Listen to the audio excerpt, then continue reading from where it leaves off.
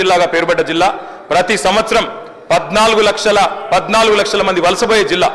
అధ్యక్ష కేటీఆర్ గారు సభానాయకుడు రేవంత్ రెడ్డి అని ఏకవచనంతో మాట్లాడకండి అధ్యక్ష. సభానాయకుడు గౌరవం అనేది గౌరవం ఇవ్వండి. రైట్. గౌరవం అనేది అధ్యక్ష, గౌరవం అనేది ఇచ్చి పుచ్చుకోవాలి అధ్యక్ష.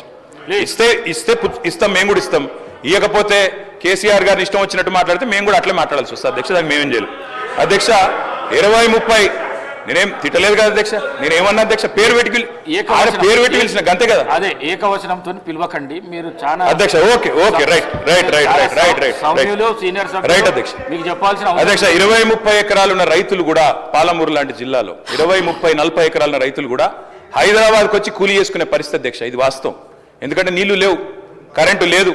అట్లాంటి పరిస్థితుల్లో రైతులు కూలీలుగా మారి అడ్డా మీది కూలీలుగా ఇక్కడ హైదరాబాద్లో పనిచేసిన దుస్థితి. అందుకే మేము 20 ఎకరాలు 10 ఎకరాలు 12 ఎకరాలని కోతలు పెట్టలేదు అధ్యక్ష. తెలంగాణ ప్రాంతంలో నీళ్లు లేక ఎన్ని ఎకరాలున్నా రైతు కూలీగా మారిపోయిన దయనీయమైన పరిస్థితి ఉండే కాబట్టే మేము ఆలోచన చేసినాం అధ్యక్ష. మేము ఆనాడు మొట్టమొదటి ప్రాధాన్యతగా తెలంగాణ రాష్ట్రం ఏర్పడిన తర్వాత వ్యవసాయ రంగాన్ని తీసుకున్నాం. వ్యవసాయ రంగం, సాగునీటి రంగం. ఎందుకంటే నీళ్లు, నిధులు, నియామకాలను ఉద్యమ కాలంలో మేమే చెప్పినాం అధ్యక్ష.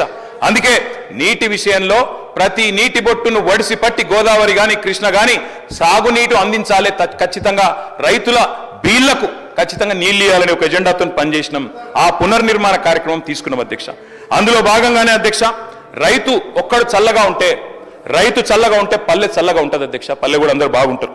ఎందుకంటే గ్రామీణ ఆర్థిక వ్యవస్థకు రైతు కేంద్ర బిందువు. ఆ రైతు బాగుంటే రైతు చుట్టూ అల్లుకున్న అన్ని కుల వృత్తులు బాగుంటాయి అధ్యక్ష. ఆ ఉద్దేశంతోనే వ్యవసాయాన్ని స్థిరీకరించాలనుకున్నాం. మేము రైతు బంధు పెట్టింది ఊరికైనా పెట్టలేదు అధ్యక్ష. మా ఉద్దేశం వ్యవసాయ స్థిరీకరణ, వ్యవసాయ స్టెబిలైజేషన్, అగ్రికల్చర్ స్టెబిలైజేషన్. ఆ కార్యక్రమంలోనే కొన్ని విప్లవాత్మకమైన కార్యక్రమాలు తీసుకున్నాం అధ్యక్ష.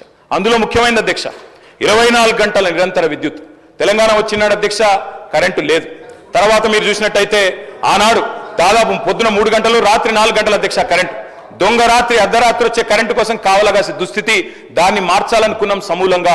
24